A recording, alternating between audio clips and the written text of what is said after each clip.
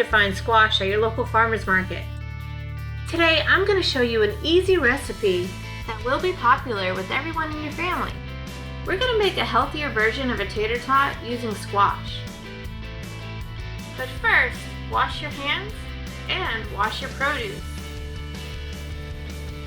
For this recipe, you'll need 3/4 cup breadcrumbs, 1/2 cup low-fat shredded cheese, 1 egg, 1/2 small onion finely diced, 1 teaspoon of dried parsley, 1/2 teaspoon garlic powder, 1/2 teaspoon of pepper, 1/2 teaspoon salt, and 2 yellow squashes, crookneck squashes, or zucchini.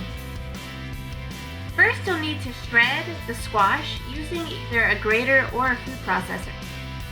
If you're using a food processor, start by dicing the squash. Squash tend to hold a lot of moisture, so we need to get that moisture out. Put a colander into a bowl and empty out all of the squash into the colander or strainer. Mix in the salt with the squash. This will help pull out all of the moisture. Now, let this sit for about 15 minutes and preheat the oven to 400 degrees Fahrenheit. Once you're done waiting, take a rubber spatula or a spoon and press the squash against the bottom of the strainer or the colander to get out the moisture. Now add all of your ingredients and mix together.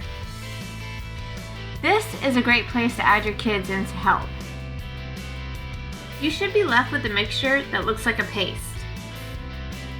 Now form them into small shapes and put them on a prepared baking sheet with parchment paper. Put them in the preheated oven and bake for 25 minutes. Let them rest for 5 minutes before enjoying.